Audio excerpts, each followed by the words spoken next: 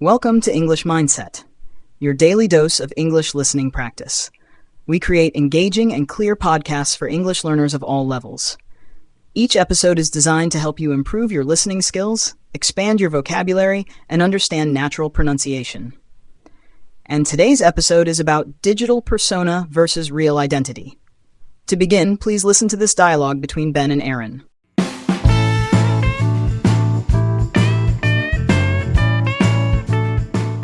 Hey, sorry, I'm late. The bus was mysteriously vanished. No worries. I was just doom scrolling anyway. My screen time is probably sending my phone into a coma as we speak. Ugh, tell me about it. My phone's like, you've spent 5 hours on TikTok this week watching cats play the piano. Are you okay? And I'm like, no.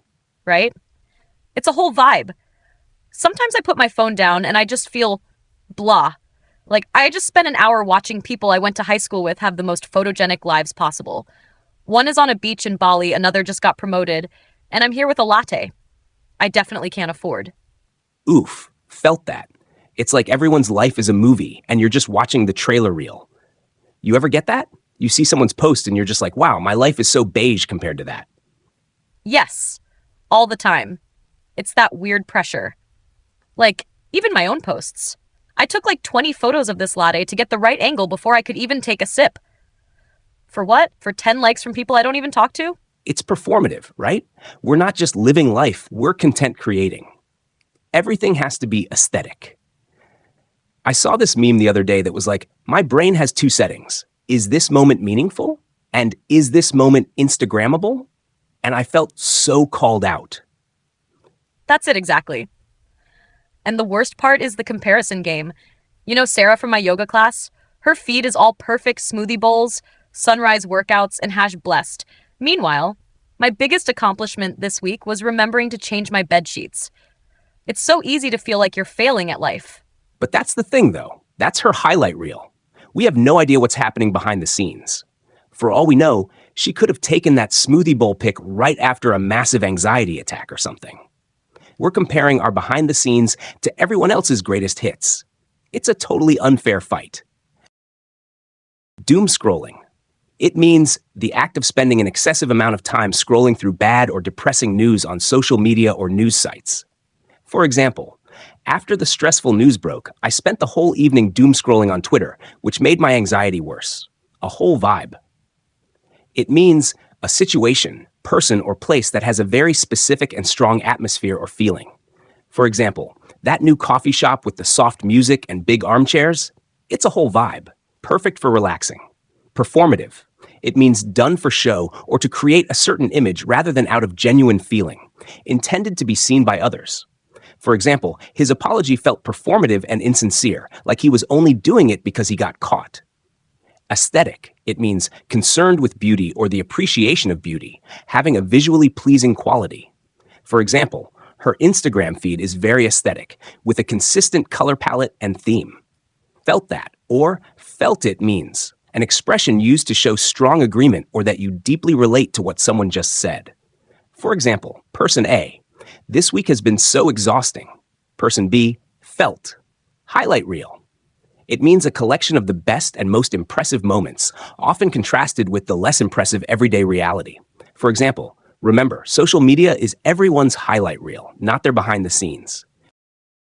You're so right. It's all curated. Nobody posts a picture of themselves crying over a credit card bill or sitting in traffic for an hour. It's all just perfection.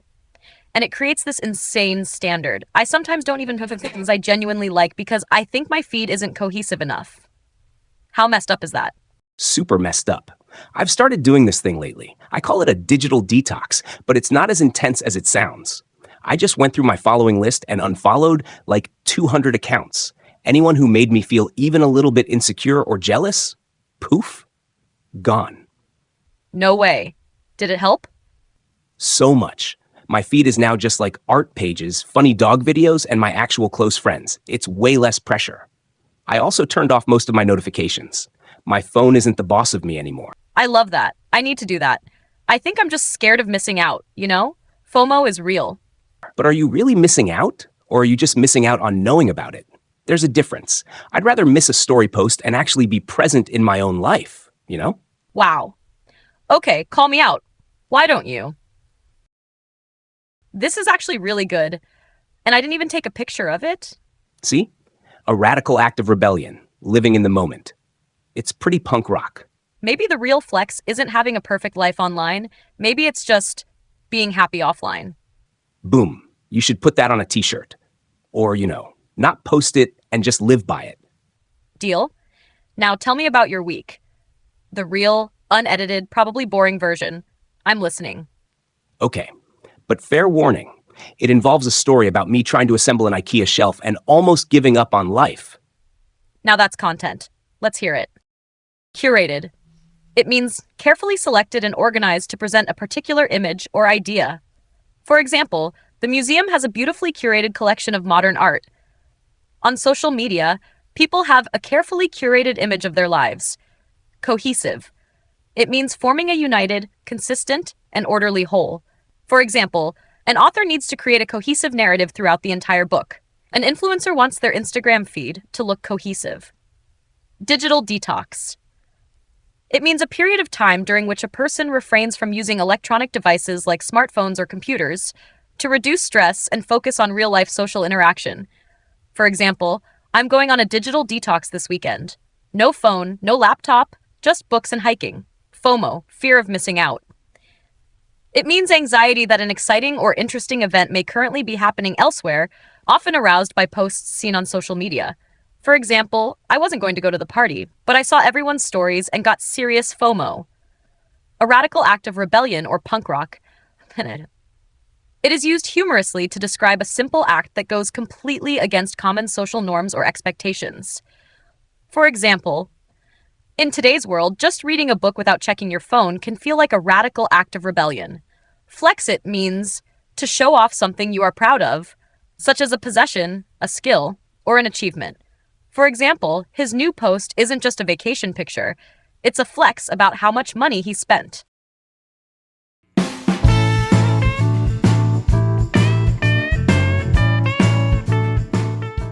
Welcome back, everyone.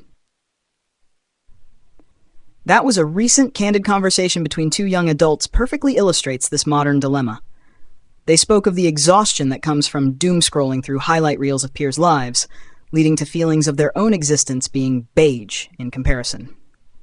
They identified the core issue, that social media often isn't about living life, but about content creating, and performing a version of life that is aesthetically cohesive and enviable. This creates a dangerous cognitive distortion. We unconsciously compare our raw, unedited behind the scenes, with all its mundane struggles and insecurities, to everyone else's polished and published greatest hits. It's an unfair comparison that is a primary driver of anxiety, inadequacy, and the fear of missing out. However, the conversation didn't end in pessimism. It moved toward powerful, actionable solutions. The key takeaways we can all learn from are: first, practice conscious curation. This means actively auditing your digital space. Unfollow accounts that trigger feelings of insecurity or jealousy. Your feed should be a source of inspiration, information, or genuine connection, not a source of anxiety. Second, reclaim your attention. Turning off non-essential notifications is a radical act of autonomy. It shifts your phone from a demand-driven device back to a tool you use with intention, breaking the cycle of compulsive checking. And third, and perhaps most importantly, recalibrate your value system. The real flex isn't a perfect online persona, but a fulfilling offline life.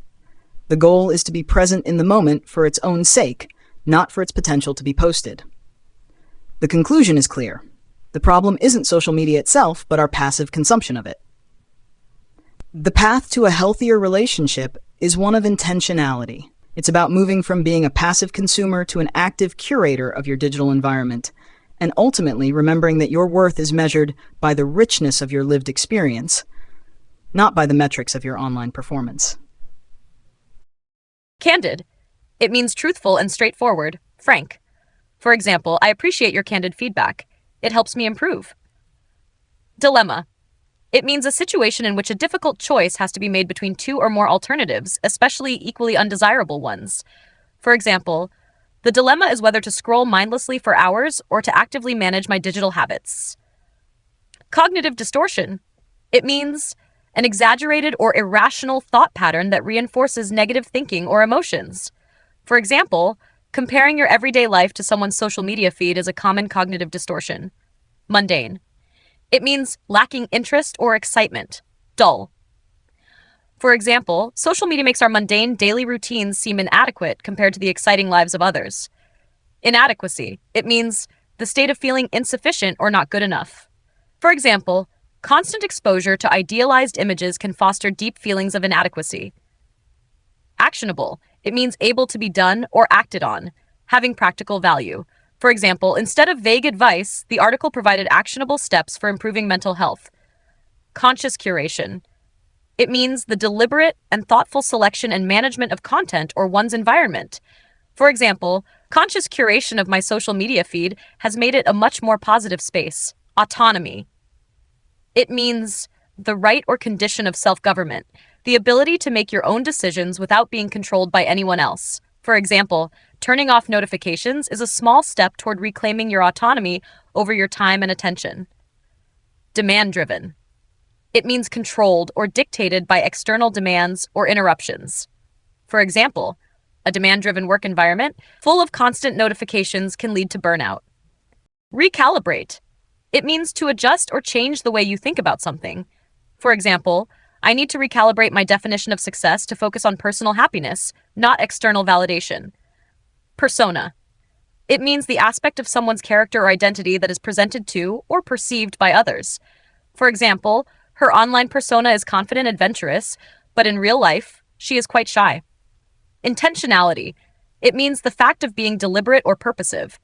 For example, the key to a healthy digital life is intentionality in how we use our devices. Metrics. It means a set of figures or statistics that measure results. For example, companies obsess over metrics like likes, shares, and click-through rates. We shouldn't measure our self-worth by these same metrics. That's all for today's episode. Thank you for listening. Remember to subscribe and hit the bell so you never miss an episode. Goodbye.